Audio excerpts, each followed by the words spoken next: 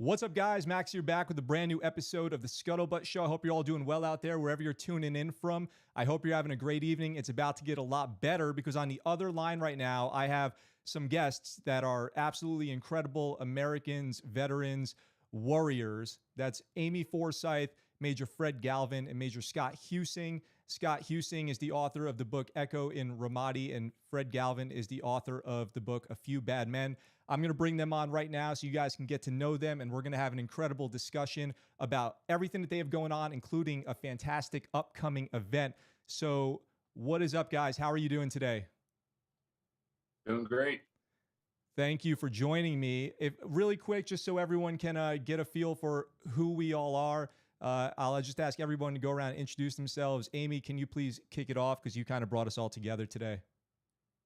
Hey, Max. Hey, everyone out there. My name's Amy Forsythe, and I'm here in San Diego County. We're having a heat wave right now, but great to join you. Thanks for hanging in there. I just published a book called Heroes Live Here. After almost 30 years of being a military journalist, I've always got a camera in my hand and thought it was time to put together some thoughts and some of my pictures from my multiple deployments to Iraq and Afghanistan. You'll always catch me with a camera in my hand. So great to join you tonight. Thank you so much. Thank you. And Fred Galvin, can you please introduce yourself and tell us a little bit about yourself? Yes, retired Marine Major Fred Galvin, originally from the Midwest. Now I live in Northern California and spent 27 years in the Marines. Also worked for 4 years with the government as a civilian afterwards, in the interagency with special operations and also back with the Marines. So now I work for Tesla, and I published the book A Few Bad Men. It came out almost 3 months ago, and really looking forward to meeting as many of the guests and to talk about the three of our books on September 11th, the 21st anniversary of America regretfully being attacked, and have a lot to talk about. Yeah, absolutely. And Scott, author of Echo in Ramadi, please introduce yourself for everyone. Well, I'm going to break a hard, fast rule. I never give my own introduction, but I figure if I'm on Max Bloom's show, everyone knows who I am. So I must be there. But enlisted in the Marine Corps in 1989 after squeezing out with a 1.24 GPA. If anybody watching the stream can beat that, I'll send them a free signed copy of my book and I don't know, a box of crayons. And then got my commission, some 10 deployments, 60 countries. 24 years later as an infantry officer, started writing, and that's what I've been doing for the last several years, and helping veterans also through my nonprofit work in the philanthropy sector with SaveTheBrave.org, which I'm really pleased to be a part of and giving back to our veteran community. Yeah, thank you very much. You are definitely working hard, continuing to, after your book's been out for a few years. And if anybody doesn't have that, I recommend going to check that out immediately, as well as Heroes Live Here and A Few Bad Men, all available wherever you get your books. Amazon, you can go find them now, and I highly, highly recommend it. Amy, you kind of brought us all together because, kind of like Fred was talking about, we're coming up on the 21st anniversary of September 11, 2001. And the three of you are going to be doing a panel discussion up here near Camp Pendleton in Oceanside. Can you tell us a little bit about the meaning of that event and why people should come if it's not obvious already? Well, thank you. Getting together in person as opposed to being on Zoom or a virtual call just really is an important time to get over the hump of COVID. But the Oceanside community has just been second to none in supporting our Marines and sailors and those stationed at Camp Pendleton, especially in the past 21 years after 9/11. In my book, Heroes Live Here, I talk about the sacrifices made by those Marines straight from Camp Pendleton who deployed to Iraq and Afghanistan. In my research, I learned that really the combat operations, the combat operating forces that were in Iraq and Afghanistan came from Camp Pendleton. Units under the 1st Marine Division, 1st Marine Expeditionary Force, the combat engineers, just you name it, the Purple Foxes, all the air assets that came from Camp Pendleton. And so what I noticed, there's some really special touching tributes there, and more Marines were killed from Camp Pendleton than any other base or station in America. So that's a really heavy burden for the community. But they've been so supportive of the Marines and their families, not just in the past 20 years, but going back to 1942. This year marks the 80th anniversary of Camp Pendleton. And so it's just a nice tribute to be able to meet with community members and those people that have been there, you know, all their lives, residents, people who don't get access to the base. And so we're going to have this venue out in town at a local theater called Sunshine Brooks Theater. 200 people, you know, max capacity, but a real nice environment for us to have a panel discussion, get to meet people in person on September 11th in the evening. Yeah, I'll be there. Scott, have you spent much time at Camp Pendleton? A little bit. And some veteran up in Big Bear Lake, I was up fishing, asked me just this morning. He was a Vietnam vet, forward observer, 3rd Recon, turned U.S. Coast Guard Chaplain Corps. And he's an amazing guy. And he asked me just this morning, he says, so where did you serve?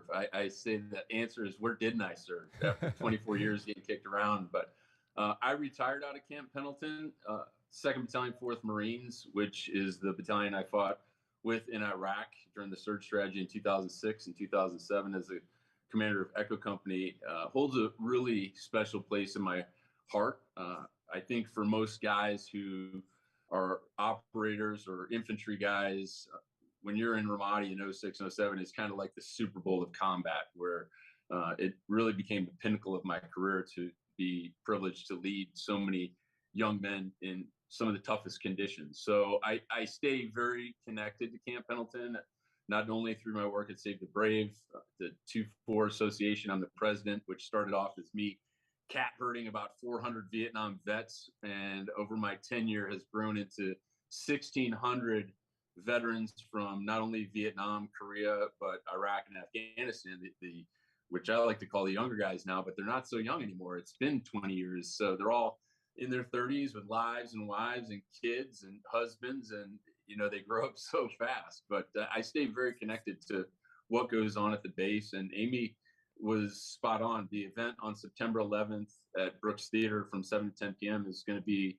something special. And I think when you get 3 people in a room on a stage with a brilliant commentator that we have to really ask important questions, I think those are the types of people we want in the audience from the community that we serve, so they can meet some of these people that have been out there and done the things that we have. And I think that's an important story to continue to share. Yeah. Fred, do you have much connection to Camp Pendleton yourself? Yes. So I, like Scott, you know, I had enlisted right out of high school at 17, and went out to the West Coast from where I was in Kansas. So over the years, I was stationed there 4 separate times, total of 12 years. After 9/11, actually, when 9/11 happened, I was stationed out in Yuma, Arizona. The Marines have their little equivalent of Top Gun or the Air Force's Red Flag. So Scott, at a separate time, you know, we were both instructors out there at that Marine Aviation course. So that's where I was. And then there was a tragic shooting that happened in Camp Pendleton, and then they had pulled me.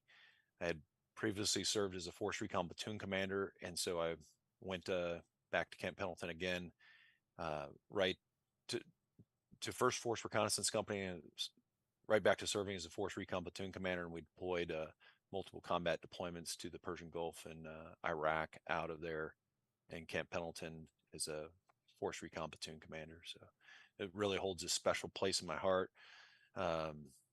You know, the very first place I started at in the Marines, and served the most time there. But like Scott, I'd bounced around many duty stations across the Marine Corps. It's great.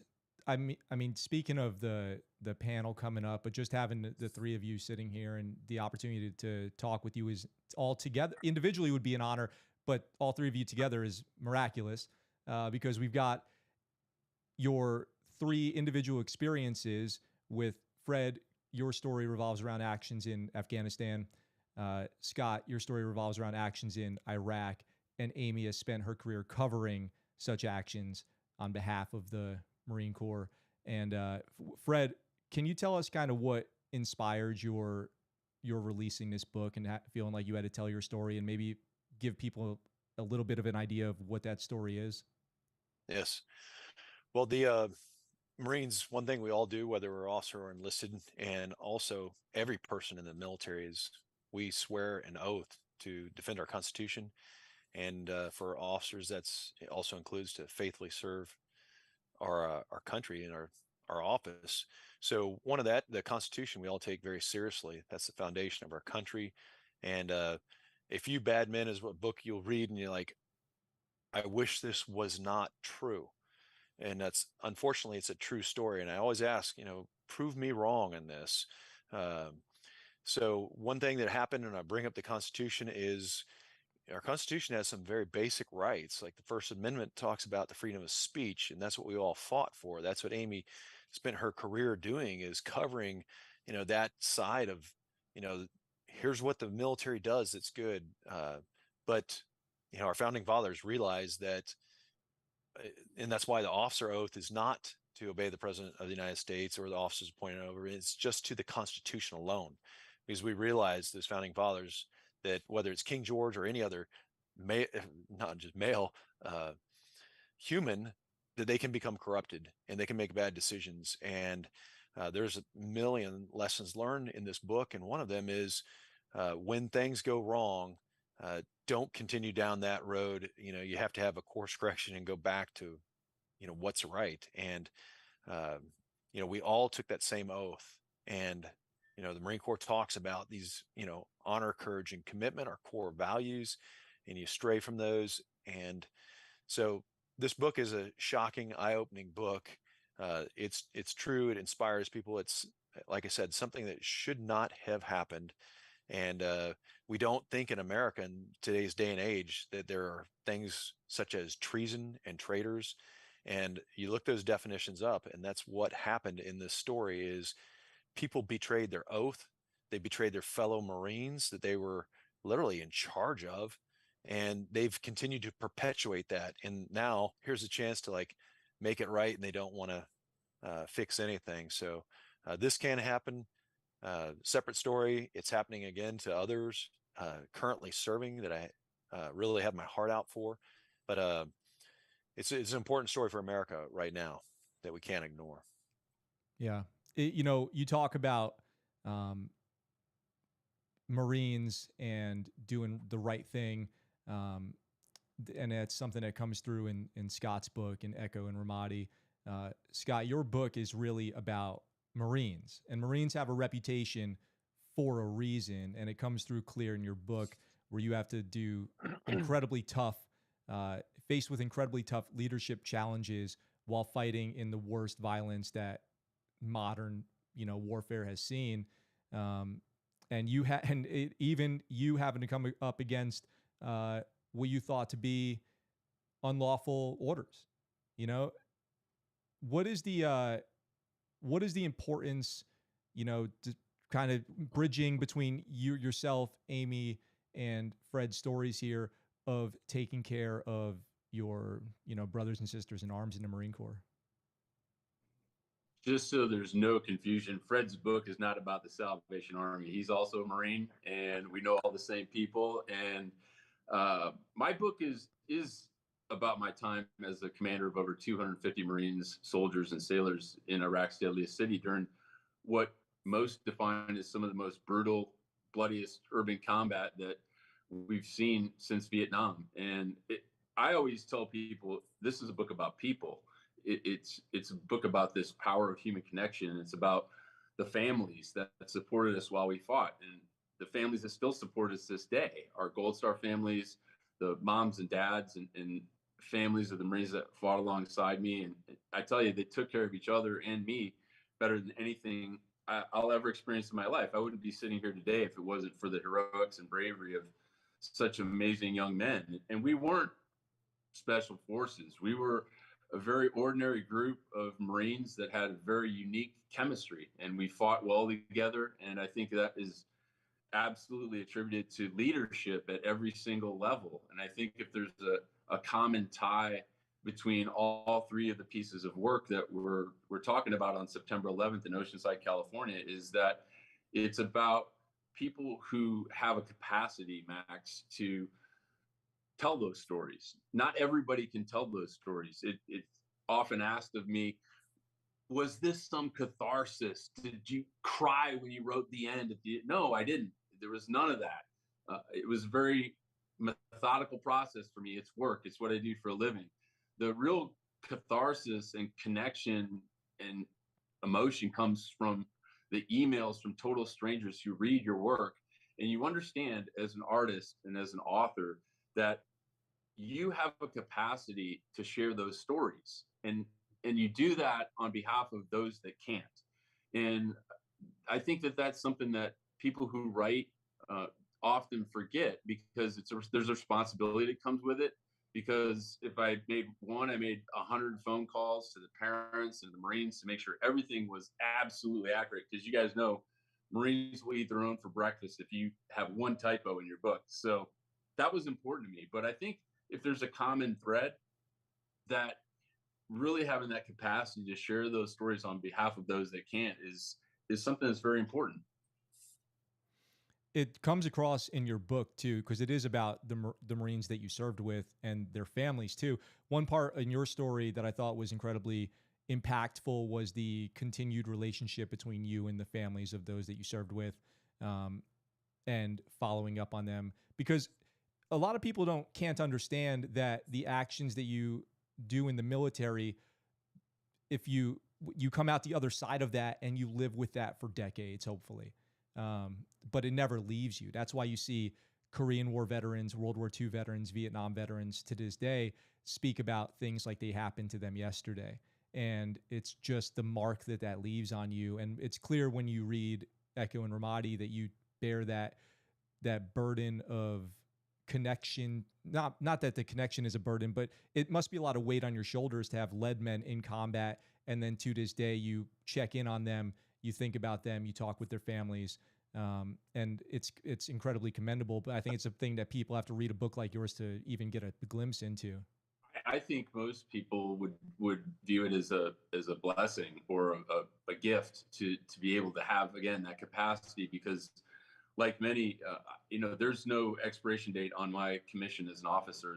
I feel it's a very great privilege to be able to continue to have the capacity to lead, to be asked to take charge, to help guide and mentor people long after they've left the military. And I think that that's a lifetime of leadership that I don't ever take for granted, because the day I get out of bed and I don't want to help other people, I probably am not helping myself. And I do that not only through writing and sharing stories, but also through what we do in the nonprofit space with SaveTheBrave.org, and just really, again, being a conduit to connect people in a safe space where it's not this boozy VFW where we're sitting around telling war stories. That doesn't heal anybody, and nobody needs a handout.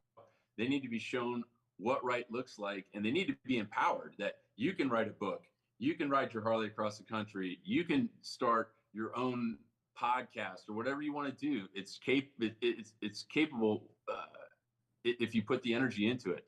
And a lot of people don't get that. Instead, they just want a handout, and that's not what we're in the business of. We're in the business of connecting, empowering, and serving our veteran community.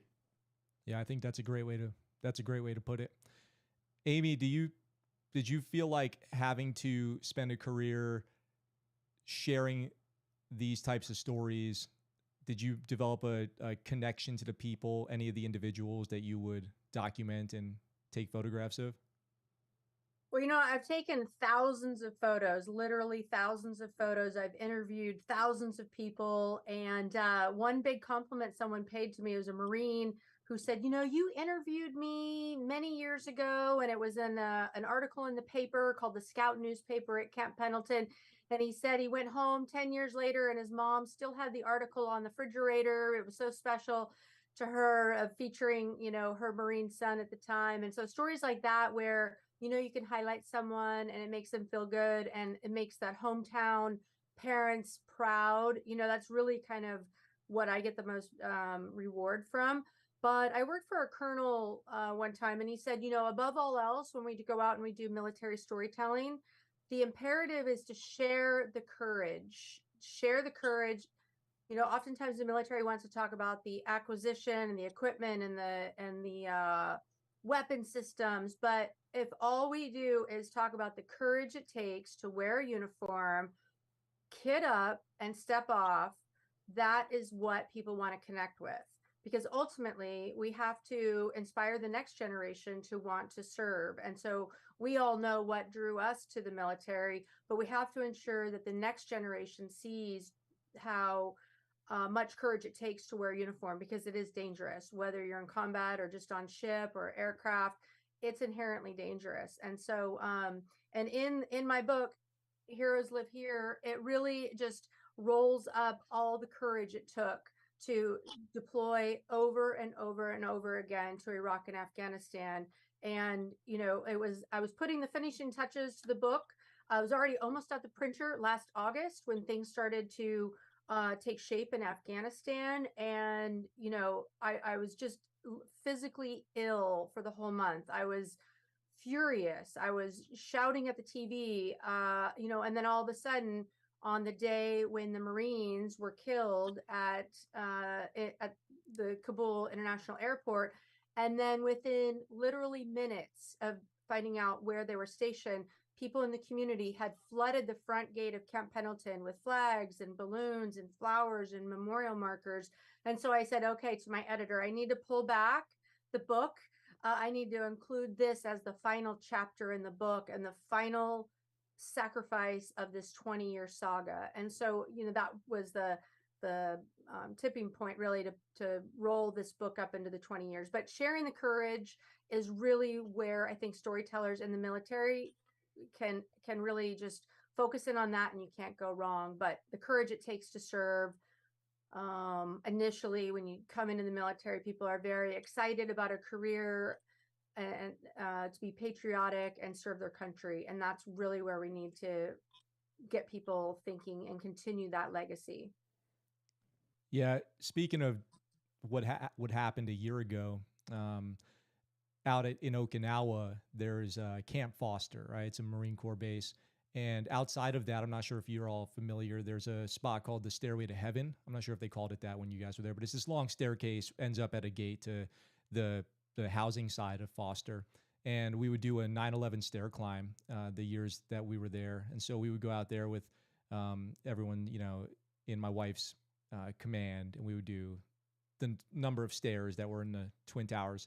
And last year, I don't know if it's because I have this show or what the reason is, but one of my wife's colleagues asked if I would prepare something to say to all the young corpsmen, hospital corpsmen that were out there with us. And this is, days after the Abbey Gate bombing. And the only thing I could think to say is, I'm sorry that after 20 years, this happens to the next generation, kids who aren't even born on 9/11, who have the courage to, even though this started before they were even born, to enlist and accept the danger and the responsibility and go forward to help the Afghan people at the time that they didn't know and didn't know anything about the war, and sacrificed their lives for it. It's incredible courage.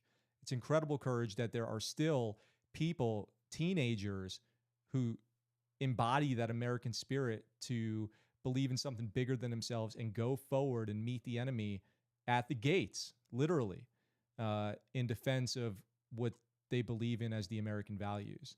And I wish that wasn't the case. I wish the war had ended and there was peace, but it's going to take the next generation. And when people share their stories like you all have, it can inspire that next generation. All your stories are so different, but one thing that's very similar, and Amy, you were talking about this, is despite what you guys all have been through, you go back again and again.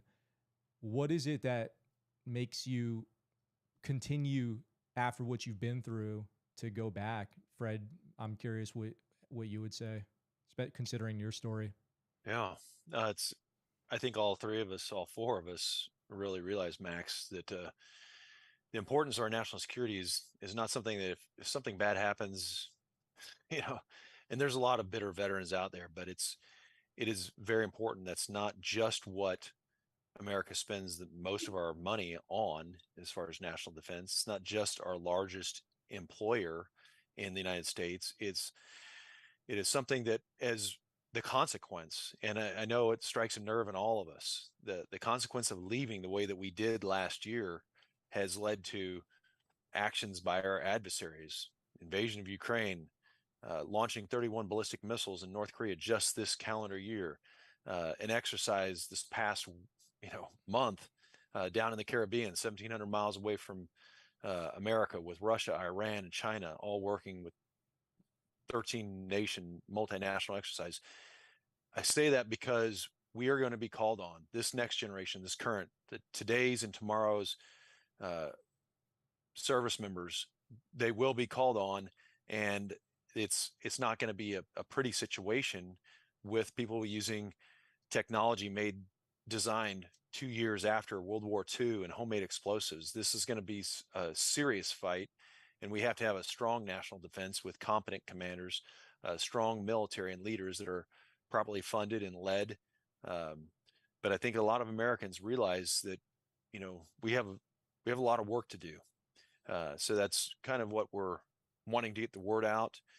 America's an all-volunteer force now, and it has to be stronger than it was last year and last war, and we have to be focused on the future. So that's why it's very important to me.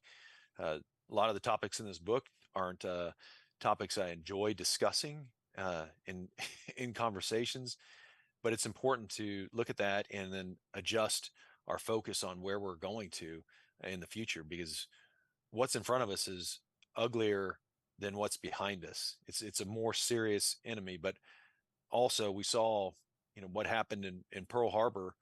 The day afterwards, America decisively declared war, and 3.5 years after that, there was an unconditional surrender against the most powerful country in the world. So we have to be ready. We have to have that resolve to win. Yeah, Scott, you've done many deployments. What brought you back within your spirit or the values of the Marine Corps, or your connection to your teammates? What keeps you going back? Well, I think that it's, again, a lifelong commitment to lead and to stay connected. And I think that Fred is spot on.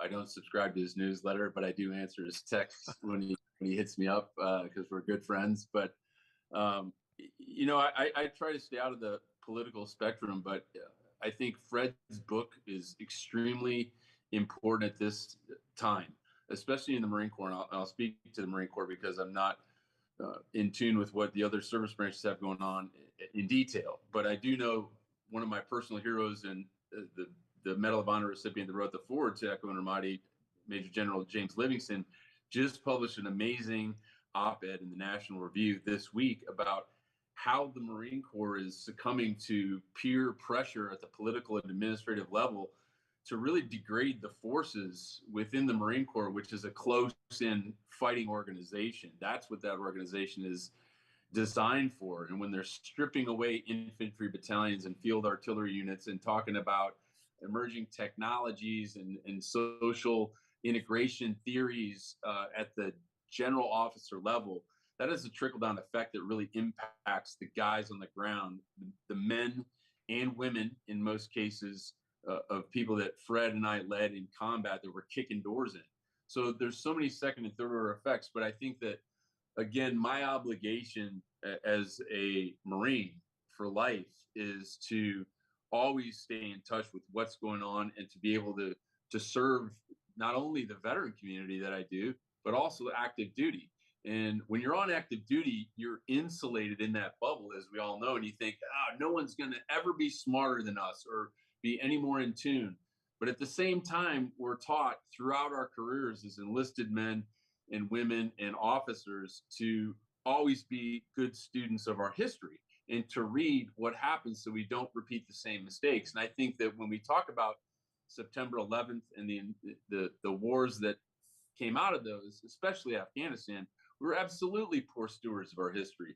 And we weren't students of those valuable lessons learned in Korea, in World War II, where we stayed the course, rebuilt the places that we destroyed, and really developed a strong democratic-like state before we left. And I think that that is one more tie in that strand of rope to our Vietnam veterans and our modern day warriors in Iraq and Afghanistan that we share, sadly. And a good friend of mine, Margie Eastman in North Carolina, who's an Army vet, she just wrote an amazing op-ed about that tie that binds our Vietnam era vets and our modern day warriors. And I think that that's what keeps bringing me back is my commitment to make sure that this country and our national defense stay strong.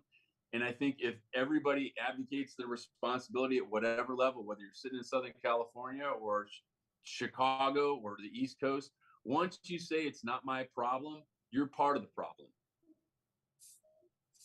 I agree with you. I learned recently that a friend of mine that I served with in the Navy went to Afghanistan during the withdrawal to participate in the civilian-led rescue operation, and it inspired me. I was living in Okinawa at the time. We're stuck on there with COVID restrictions, and not that that's an excuse. I wouldn't have known how to get myself involved anyway. But I hear stories like that, like what you both just said, and what people I've known have done, and it is inspiring to me. I hope that it's inspiring to people who hear this, who feel like maybe they can do more or do something.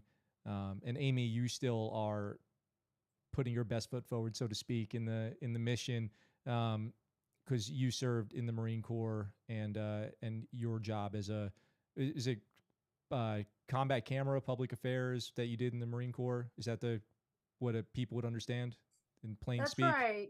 Yeah, I was an enlisted combat correspondent, was the MOS at the time, and public affairs, chief. But you mentioned kind of going back, that pull to go back. So at this time, I'd already left active duty, and then 9/11 happened. I was still in the reserve. So I actually got called up and then volunteered to continue going, returning back first to Afghanistan in 2002. So in the very early year, and then Iraq, and then Iraq again. We kept going, and then back to Afghanistan twice. So it was just a calling. Like, I just couldn't relax at home and go on with my life, knowing that other people were still there, kind of going through these hardships. That's what I kept saying. I'll go.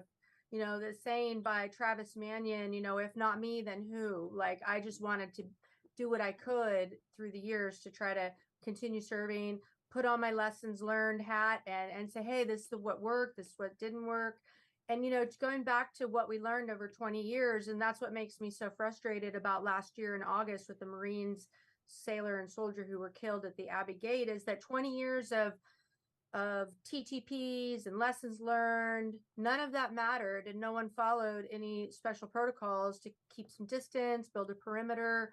And, that's what was just very frustrating, is that if only someone knew or would say something, but it was also rushed, and it was also haphazard and ad hoc, that people just didn't pay attention to all the hundreds and thousands of people that had died before in Iraq and Afghanistan, to realize that what could have been done a lot better, thinking back. And that was just the final chapter in the saga of, it was sort of indicative and sort of a serendipity thing, that it just was like, that is so frustrating, because if that was the best that we could do, or our leaders, so things that Stu Scheller's talking about, it's kind of pulling back the curtain now onto some leadership issues that, and with Fred's book, it just can really be revealing and telling, but lessons for new and upcoming leaders to pay attention to, and how do we improve and go forward and take those lessons and make them real, to save lives when lives are on the line and at risk. Yeah, in you mentioning Fred's story in A Few Bad Men, every page you go, oh, well, they just won't do that, obviously. And then they do that thing. And it's like when General McKenzie last year said, we just don't know how ISIS got through the Taliban checkpoints. That's a real quote, and it'll shake you to your core. It will. I can't even begin to express the anger that it went through my body, upon hearing those words. And then, yeah, you mentioned what Stu Scheller is doing, and then you read a story like Echo and Ramadi, and you see combat leadership and fight, and the fight that's in the Marines and the Marine Corps, and there seems to be a major disconnect between some, I don't know at what level, flag level leadership and the battlefield, and it is unbelievable. Now, if you go read any of these books, they're about Marines, and they're about selfless service and courage in so many different ways. Courage to, Scott, you said it was your honor, but also it is incredibly courageous to face the families of the fallen and make those phone calls. I've never had to do something like that, so I can't even imagine. But it's just layers upon layers. And Fred, you had to face your chain of command, and the UCMJ, and Amy. While I don't exactly have a example, because I haven't read Heroes Live Here yet, and I don't know you as well. You've faced the enemy downrange time and time and time again, and those layers of courage are in the Navy. In the Sailor's Creed, there's a line that says, "I represent the fighting spirit of the Navy and those who have gone before me." And it echoes in my mind, those who have gone before me, because we have to understand our history and the legacy and the reputation that we uphold. Me in the Navy, it's like just waxing the P-way. But in the Marine Corps, it's being ready to face the enemy toe to toe. And you all demonstrate that clearly. This September 11th, what will you be thinking about when that day comes in less than 2 weeks? Anybody who wants to take that? I think that it's important to not focus on the negative too much. I always try and focus on the positive and honoring those that fought in any conflict. And I think that goes equally as strong for those that died when we were attacked, that weren't trained to fight or defend themselves under a surprise attack on September 11th. I think the country just constantly needs to be reminded. They need a big, hard smack in the face from those that have been there, instead of kowtowing to political or mainstream media pressure to not talk about the painful things about war and about losing friends and young kids that volunteer and serve their country. I think that every year that goes by, we're thinking about those things. And if it takes Patriot Day, whatever they want to call it, to make themselves feel good about losing so many thousands of people on one of the worst days in American history, then so be it. I'm willing to get on a stage and talk about that and share my experiences. And I think what's really cool about our event in Oceanside, California on September 11th is that you get it through 3 different lenses. And I think everybody's story has equal value, and that honors those that fought, that honors those that died. And after the tragic mishandled withdrawal from Afghanistan in 2021, I don't ever blame anything at the tactical level. And I told everybody on the news when I was doing interviews that this was a win. We won that war at the tactical level. If there were bad guys to kill, we killed them. If there were villages to shape, we shaped them. This war was lost, not by 1, not by 2, but 3 administrations and presidencies. So there's where the blame lays, is those administrators, those politicians that decided to put wholesale timelines on a withdrawal from a country that we've been fighting in for 20 years. And for our current president to say, let's do it on September 11th originally, unbelievable. So to the warriors that fought, I always remind them, you won at the tactical level. And I think that this week is we are on the eve of September 11th, and we're gearing up to do this panel discussion. I think that's the message, is to continue to remind people is like, you've got it great here. I always, tell people I've traveled to over 70 different countries throughout my time in the Marine Corps and in my life. And people ask me, what's the best country? I say America. And it's obviously because I'm biased, but it's also because any of us can go down to the Circle K or convenience store and buy whatever we want. And it's not like it is in developing and third world countries or these emerging countries where even in Iraq, where gas is free, you have to drive 3 hours to fill up jugs of gas in your trunk to make it through the week. So I think it's a stark reminder to everybody that shows up, that tunes in, that reads, that wants to hear what we have to say. It's going to be a great panel. And I'll let Fred do the honors on who's going to be hosting us down there, because it's phenomenal. Yeah, Fred, do you want to talk about that? Yes, we actually have an incredible guest, Robert Young Pelton, and he's a local also to the area. So it's incredible that he's someone who has covered the wars and author, been involved in film, and has just really covered the ethos of what it is that makes some young man or woman want to sign up to serve and to do that service on the front line. So he really understands this well. He's he's in the profession of communication. So most of us were not.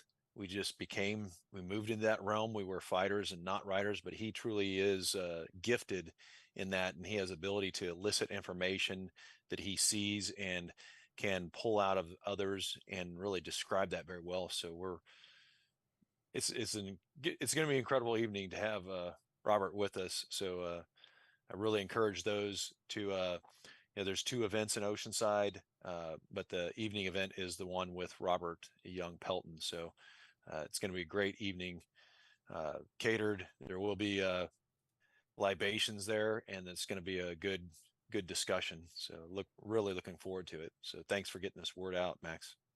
Yeah, for just everyone's essay, situational awareness on September 11th at Barnes and Nobles on Vista Way in Oceanside, 2 p.m. Everyone will be there to have a book signing and a small meetup there, and then at the Sunshine Brooks Theater in Oceanside at 18:30, and you can get your tickets online.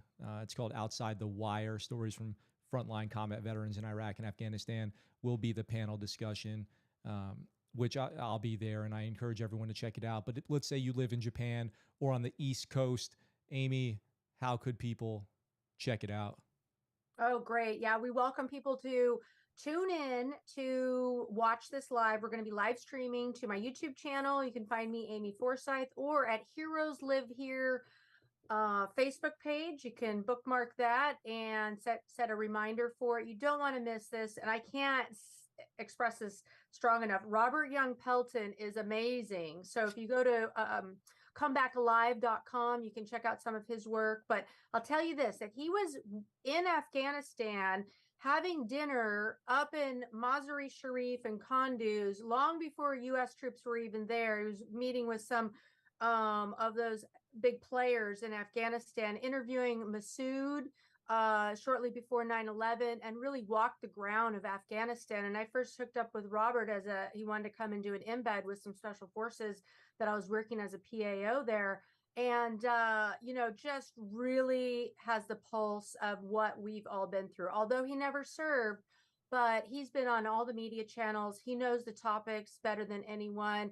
He's been watching from afar and just keeping tabs. So we are very lucky to have him. You don't want to miss this. You want to come meet us all. We're going to be there. We're also going to make books available, where we'll be doing book signings, but we just want all community to come and be with us and join us on that special day where Robert Young Pelton will be our guest moderator. Yeah, there's a lot of people out there who've never taken the oath, who've served this country very well, and have assisted and told stories from the military in many global conflicts, and he's definitely one of those people. Yeah, so if there's anyone watching this or has any questions, like I've never met Robert, but when we were on the Zoom call when we're putting this event together, he had me at.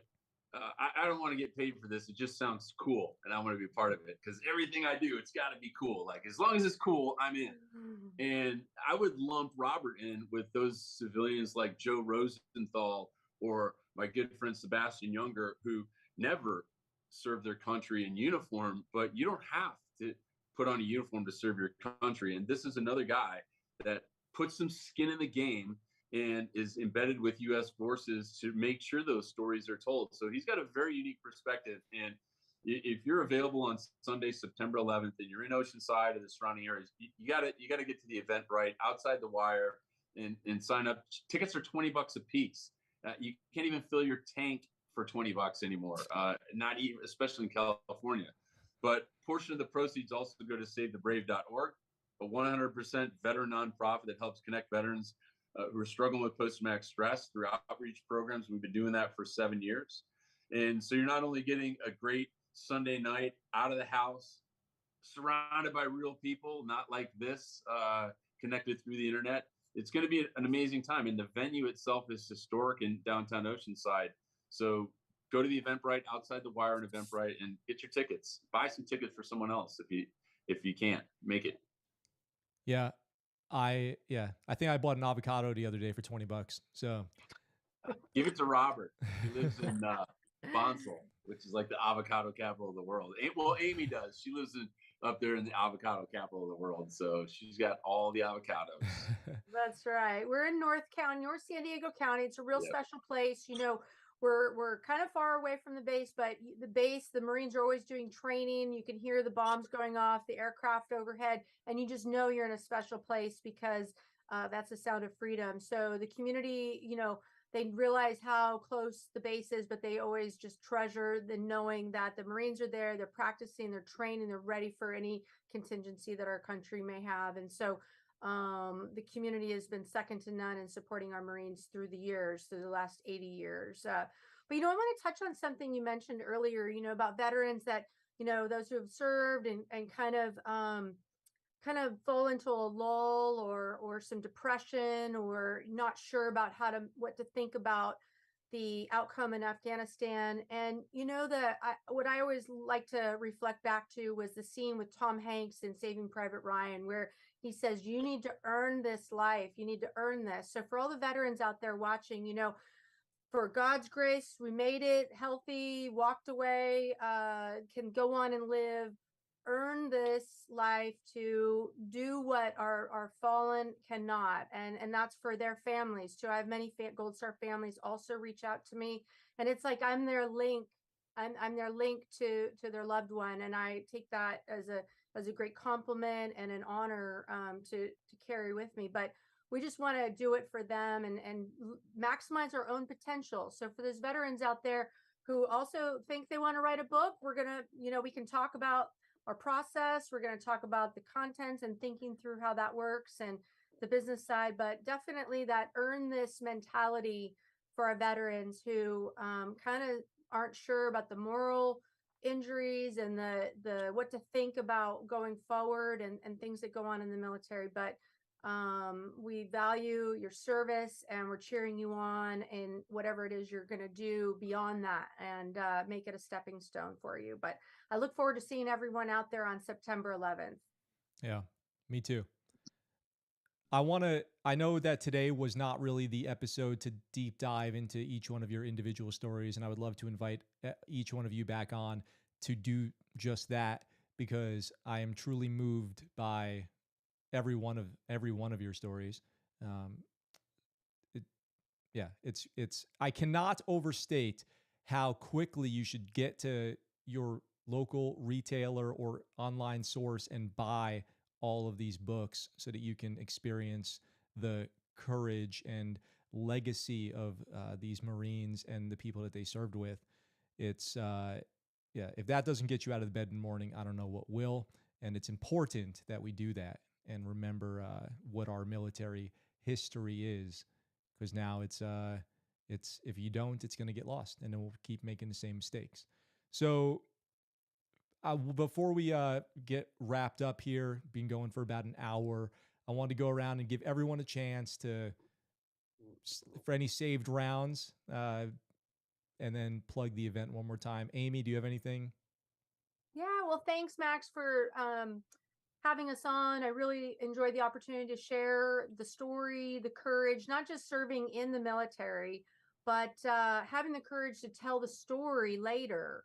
And putting yourself out there. It does take a lot of courage to kind of put yourself out there for fear what people are going to think, and are people going to connect? And I've just been so grateful. And my book, Heroes Live Here. Marines have been so gracious with kind reviews, and that's what really matters to me most. But taking that to the next step with beyond the book, let's talk, let's keep the conversation going to inspire the next generation.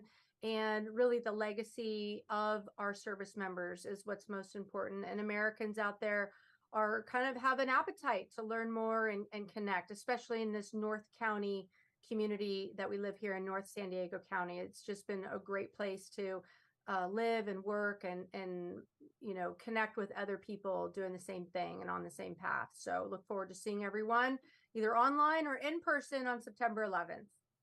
Absolutely. Fred? Yes, deploying from Camp Pendleton right after 9/11, really has a special place in my heart. I think all those service members, when that day happened, it created this unity, this resolve that we were attacked and we're going to have some justice. Everyone was moving around there in Oceanside with a real sense of purpose. We were united then. We all went out there and did what United States Marines do, on the front lines, and that's what some of these conversations will include. And then there will be some of this discussion on how it ended. I know that also hits a really painful nerve with a lot of individuals, and those frontline warriors that we saw and that some of us were. They, that's where the success was, and how it ended. That's definitely something that we cannot have repeated. But unfortunately, we said that back in the 70s, leaving Vietnam. So. But really looking forward to getting together with Amy Scott, yourself, Max, Robert Young Pelton, and so many of those veterans. So if you're a veteran on September 11th, what better place could you be at if you're there in Southern California? So I really look forward to seeing everybody from Los Angeles, from Orange County, from San Diego County to join us there on Oceanside, and remembering those who fought and those who made also the ultimate sacrifice for our country while in uniform. So absolutely. Scott? I just want to say thanks, Max, not only for having us on the show, but for your service as well. Don't ever let me hear you say you just waxed the P-way. It's a team effort. All right. I was just this. No, you were in the U.S. military. You served. You were less than 1/2 of 1% of the entire American population of 330 million people. You're better. You should be proud of that. And I crush people into fine powder whenever I hear them say, "I just did this." You did a lot. You did more than most. And I think that those are the types of people that I make time for, that I love to surround myself with. And you're part of that. And you're part of the solution by sharing stories like this that are important. And I want to wish you all the best in the show, and we'll do our best to share it with our network as well. So I just want to say thanks, brother, and Semper Fi. Thank you, everyone, for joining me today. And thank you for everyone who watched on all the platforms that we're on. If you haven't already, go out there, pick up these books, read them, know who these wonderful people are that you've just listened to for the last hour. And please, if you're available, either online or in person, join us on September 11th for what is surely going to be an incredible event. And just like I think Fred was saying, I can't think of a better way to honor the day than to link up with those who know what the meaning of selfless service and patriotism and bringing the fight to the enemy really is. I look forward to talking to you guys all very soon. Again, thank you. It means the world to me that you would come join me today for this. And I know it means a lot to everybody watching as well. So everyone out there, have a great evening. Be good to one another. be good members of your community and your family, and embody that American spirit. I think we all have a little boost in that after this. And guys, please stay on Zoom for just a minute after we sign off. With all that being said, thank you, everyone. And for now, that's the Scuttlebutt. What you just said is one of the most insanely idiotic things I have ever heard. At no point in your rambling, incoherent response were you even close to anything that could be considered a rational thought. Everyone in this room is now dumber for having listened to it. I award you no points, and may God have mercy on your soul.